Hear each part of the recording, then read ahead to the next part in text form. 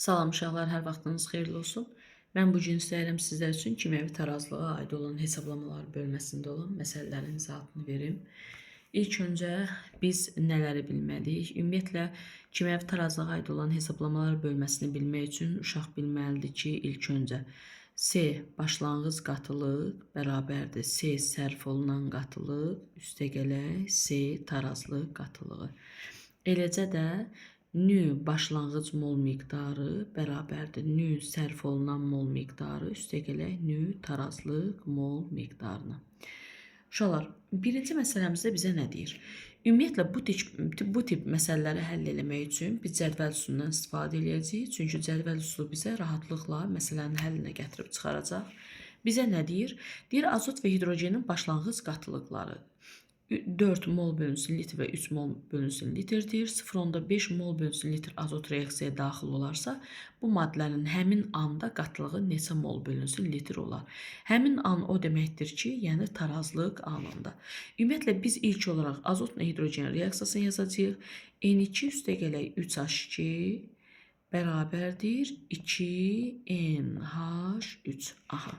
Bu tip məsələləri həll etmək üçün biz cədvəl üsulundan istifadə edəcəyik. Həmişə biz cədvəlimizi bu formada qururuq ki, yazacağıq cədvəldə başlanğıc, sərf, tarazlıq və bu hissədə isə, digər yan hissədə isə reaksiyaya girənlə reaksiyadan alınanlar yazacağıq.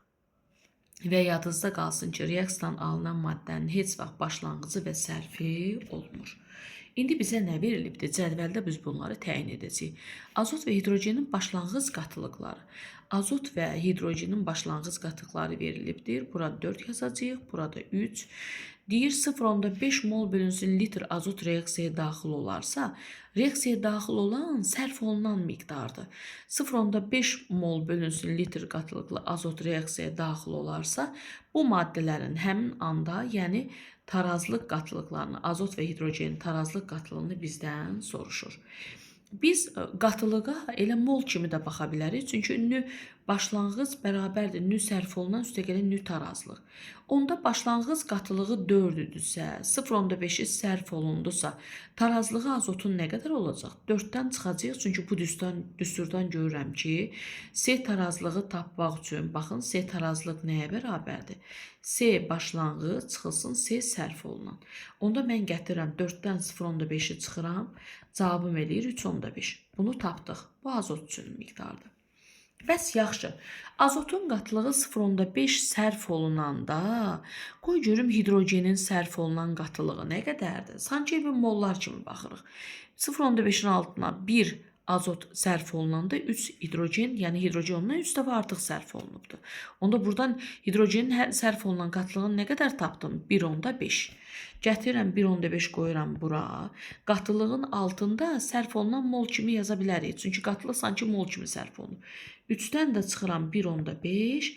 Hidrogenin qatılığı nə qədər eləyir? 1,5. Azotun altında 3,5. Hidrogenin altında 1,5. Cavab olacaq A2 variantı. Keçirik ikinci məsələmizə görə. İkinci məsələmizdə nə deyir? Baxaq.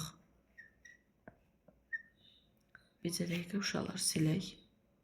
Bir dənə üzr istəyirəm. Aha. Siz dərsi oxuyan zaman orada kitabda gördünüz ki, mən bir dənə düstur yazmışam. Hansı düsturu? K tarazlıq sabiti bərabərdir. V düzünə gedən reaksiyanın sürət sabiti bölünsün V əksinə gedən reaksiyanın sürət sabitinə. İndi baxırıq. Biz tarazlıq sabiti, K tarazlıq sabiti bərabərdir. K düzünə gedən reaksiyanın sürət sabiti bölünsün K əksinə gedən reaksiyanın sürət sabitinə. İndi bizim üçün reaksiya deyir ki, tarazlıq sabiti 10'dur. K tarazlıq bərabərdir 10. Deyir, düzünə gedən reaksiyanın sürət sabiti, K düzünə reaksiyanın sürət sabiti bərabərdir 2'dirsə, K əksinə gedən reaksiyanın sürət sabitini müəyyən elə. Və bu düsturdan da K əksinəni tapmaq üçün, deməli, K düzünəni 2'ni böləcək tarazlıq sabiti 10'a, bu da eləyəcək 0,2. Burada doğru cavab D variantı verilibdir. Çap səhvi olaraq orada 20 getmişdir. Bu da ikinci sualımız. Keçirik üçüncü sualımıza. Üçüncü sualda uşaqlar ikinci ilə eyni olduğuna görə izah verməyəcəm. Vaxt baxımından vaxt itirməyək. Vaxt baxımına görə deyirəm. Keçirik üçüncü sualımıza. Deyək, kükürt dioksidin, baxaq, kükürt dioksidin, kükürt trioksidə qədər oksidaşməsi. Kükürt dioksid SO2-dir. Üzərinə oksigen gəlməliyəm ki, alınsın SO3. Və bura bir dənə 2 yazıram, bura bir dənə 2 yazıram, əmsallaşdırıram. Deyir, oksigenin başlanğıc qatılığı, oksigenə aid olan hesablar verilib. S başlanğıc, S1 bərabərdir, başlanğıc qatılıq 10-dur. T bərabərdir 30 saniyədən sonra onun qatılığı C2 bərabərdir 7 olmuşdur. Deyir, bu reaksiyanın oksigenə görə surət. Yadında saxla. Bütün verilənlər oksigenə aiddirsə, oksigenə görə verilibsə və oksigenə görə surət istəyirsə, bizə reaksiya vacib deyil. V bərabərdir. S1 çıxılsın, S2 bölünsün T'yə. Siz bilirsiniz ki, sürətdə burada moduldadır. S2 çıxan S1 bölüb onda yaza bilər. Baxır, kim hansı formada T bölünsün T yaza bilərik. Baxır, hansı formada. Əsas odur ki, həmişə qatılıqdan böyükdən kiçiyi çıxmalısan. Zamandan da fərqi tapanda böyükdən kiçiyi çıxırsan. Onda burada V də bərabərdir. 10 çıxılsın, 7 bölünsün 30. Bu da aldığımız cavabdır. Keçək növbəti sualımıza. Görək növbəti sualımızda nədir? Bir dəqiqə. Aha. Biz indi baxırıq növbəti sualımıza. Bir dəqiqə mən bunu kəsim. Deməli.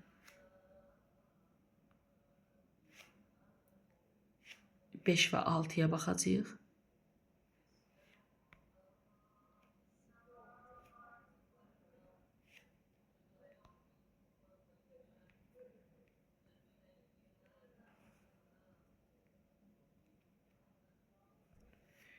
Bircə dəqiqə uşaqlar. Aha. Yazdığımızda silək və keçək məsələlərimizə. İndi bizə məsələmizdə nə deyir yoldaşlar? Deyir ki, tarazlıq halında biz reaksiyanı yazmalıyıq. CO plus xlor 2 alındı. CO xlor 2. Aha. Deyir, tarazlıq halında 2 mol və 0,5 mol CO xlor 2 vardır. Bayaqlar dedik ki, nü başlanğıc mol bərabərdir nü sərf olunan, üstəgələ nü tarazlıq molda baxa bilərik. Necə ki, qatılıq kimi. Demiş ki, bu tipdə məsələləri cədvəl yolu ilə həll edirik. Buraya yazıram başlanğıc, buraya yazıram sərf, buraya yazıram tarazlıq. Buraya yazıram reaksiyaya daxil olan və reaksiyadan alınan. Və müəllimə mənə deyib ki, reaksiyadan alınanın başlanğıcı və sərfi olmur.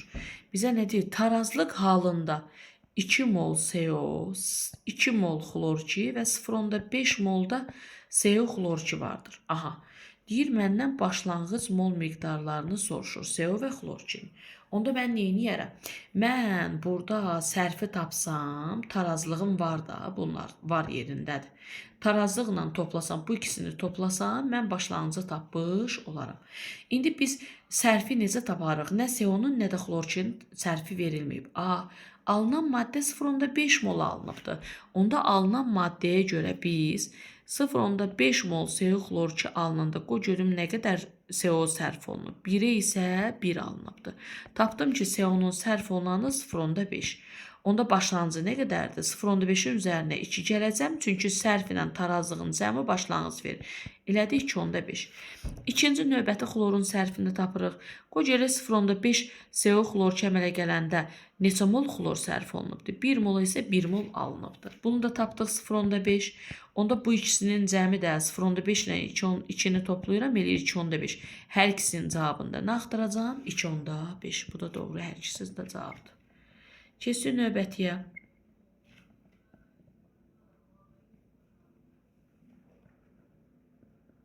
Baxaq. Növbətdə deyir ki, növbətdə bizə verilibdir. Bayaqçındandır bu. 5 ilə 6 eynidir. Artıq biz ona baxmırıq. Keçirik növbətiyə. Deməli, növbətiyə baxırıq. Bir dəqiqə, üzr istəyirəm.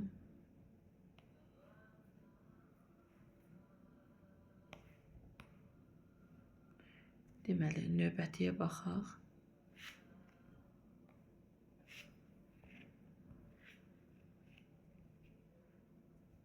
Aha. 7 ilə 8 də eynidir.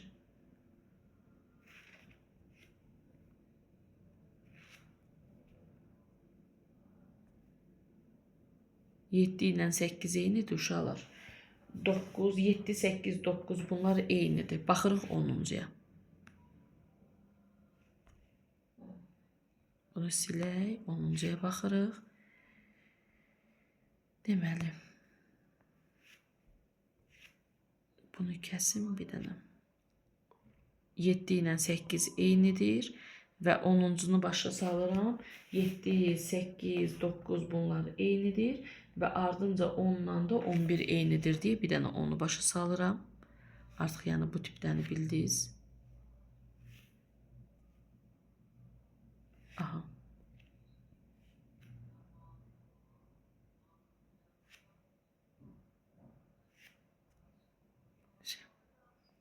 Görək növbətdə bizə nə deyir?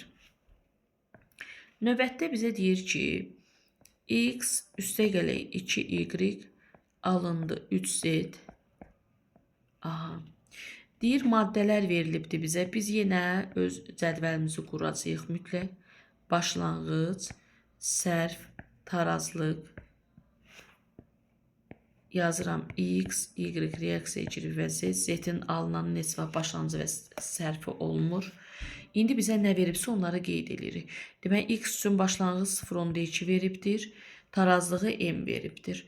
Y üçün başlanğıcı verib 0,4, tarazlığı verib 0,2. Bunun üçünsə tarazlığı nə veribdir? N vermişdir. Deyir ki, n və m-i müəyyən edin. Mən neyniyə bilərəm? Baxıram ki, alınan məhsuldur, n-dir. Baxın. Görürəm, reaksiya girənlərin də sərfi yoxdur heç birinin.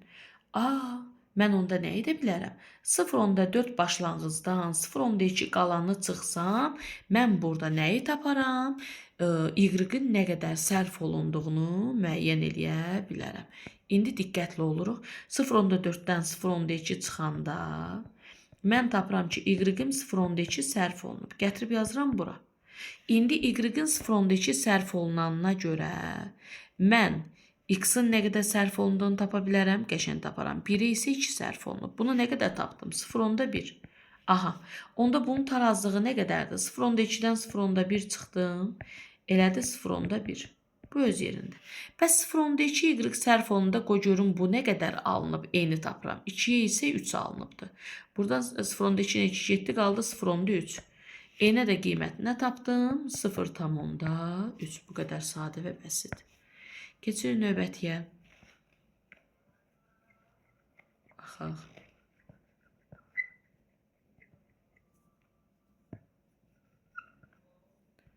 Aha, növbətiyə baxırıq. Deməli. Və 10-la 11 də eynidir. 10-la 11 eynidir.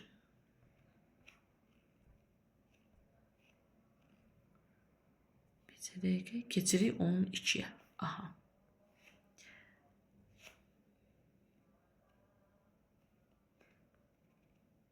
On iki ilə də 13 eynidir uşaqlar. 12-nin zatını verirəm. Və 12-ni biliriksə, digərini də bilmiş olacaq. Deməli, baxaq. Deyir, dönər reaksiya qrafikinə uyğundur. Deyir, hansı uyğundur? Siz burada baxmalısınız ki, x-im əvvəl neçə idi? X-im 9 idi, düşdü oldu nə? 7 oldu. 9-dan 7-ni çıxanda neçə mol sərf olundu? 2 mol x-im sərf olundu. Aha. Deməli, 2 dənə x reaksiyaya giribdir. Və ardınca baxıram, çünki bu yuxarıdan gələnlər həmişə reaksiyaya girəndir. Buradan isə alınanlardır həmişə, sıfırdan başlayanlar. Y-im də 9-dan 5-ə düşdü. Deməli, nə qədər sərf olundu? 4 dənə Y reaksiyaya girib. Alınıbdır neçə dənə Z? 3 dənə Z, 1 dənə T və buna olan uyğun olan cavabı biz götürəcəyik. Və salam, bu qədər sadə və bəsitdir. Keçdik növbətiyə. 12, 13 eynidir. 14. 14-ün izahatını vermişəm, ayrıca qrupa göndərmişəm və baxırıq digər testimizə. Baxaq. 16-ya izahat verirəm. Çünki digər testin izahatını vermişəm uşaqlar. Aha. Bizə nə deyir? Deyir x, üzr istəyirəm. Aha. Deyir x üstə gələk y alınıbdır z. Deyir, reaksiyanın tarazı sabiti hesablayın. Bu reaksiya üçün K tarazlıq nəyə bərabərdir? Alınan və üçü də qaz halındadır. Bölünsün, başlanğıca və əmsallar da qüvvətə qalxır hasıl şəklində. Aha. İndi mən baxıram, biz burada K tarazlıq sabitində tarazlıq qiymətləri olmalı da hamısının. Mən Z üçün görürəm tarazlıq qiyməti harda gəlib dayanıb? 4-də. 4 bölünsün. Sonra baxıram ardınca x üçün tarazlıq harda gəlib dayanıb? 10-da. Sərf olunanı yazmırıq ha, 14-dən 10-a düşüb, məsələn 4 sərf olunub. Yox, tarazlıq miqdarı, tarazlıq o ki gəlib dayandığıdır. Gəlib dayandığı neçədirsə ona baxırsan. Və y isə gəlib dayanıb neçədə? 8-də. Və buradan da qiyməti siz tapacaqsınız. Və salam, x-im 10-da dayanıbdır, y-im 8-də dayanıbdır, z-im isə gəlib 4-də dayanıbdır. Bunlar da eynidir. 18-ci suala baxırıq. Deməli 16, 17 bunlar tiplər eynidir. 18-ci suala baxırıq. 18-də görək nə deyir? Deməli, deyir ki, aha, deyir 2xy, xy, bir dəqiqə dəyişim mən bunu. 2, üzr istəyirəm. Aha. Deməli. 2xy, aha, 2xy ox çəkilib, x2 üstə gələk, y2. Görək bizə nə deyir? Deyir, tarazlıq sabitini hesablayın. Aha. Mən görürəm ki, mən burada nə görürəm qrafikdən uşaqlar? Qrafikdən görürəm ki, x-y-in tarazlığı, yəni gəlib dayandığı qiymət neçəyə bərabərdir? 4-də. x2-nin tarazlığı yoxdur. Və y2-nin alındığı qiymət 2-yə bərabərdir. Aha. İndi mən bu x2-ni hardan tapa bilərəm? X-y-im 8 idi. Gəldi düşdü 4-ə. Neçə sərf olundu? 4. 4 bu sərf olunanda qoy görüm x2-nin tarazlığı nə qədər yaranır? Çünki alınanın başlanğıcı və sərf olunmur axı. 2 sərf olunanda 1 bu alındı. Burada nə tapdım? 4-ü 2-yə böldüm 2. Gətdim qoydum bura. Tarazlıq sabiti nəyə bərabərdir bu reaksiya üçün? x2 vurulsun y2 bölünsün x-y-in nəyi olacaq? Çünki əmsalı 2-dir deyə kvadratı. Və salam, yerinə qoy hesabla.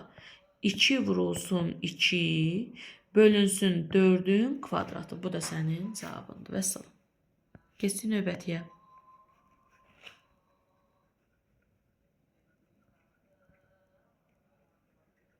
Baxırıq. Növbətiyə. Deməli 18-i izahat verdik. 18-i sonra 19 eynidir. 20-yə baxacağıq. Aha. Bunları götürək. Aradan çıxsın.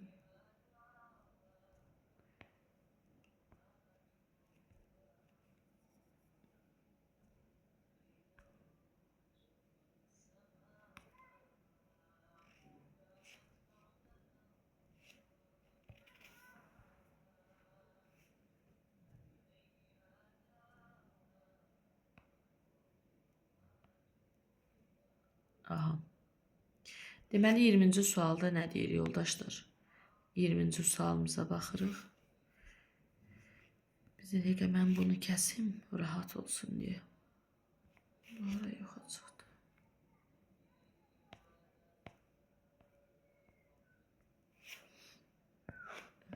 Bir dəqiqə üzr istəyirəm.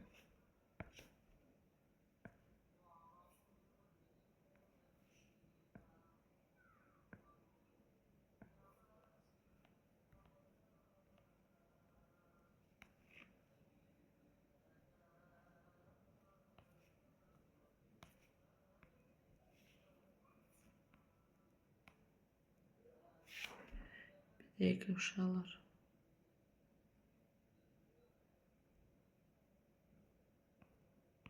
Aha. Baxırıq.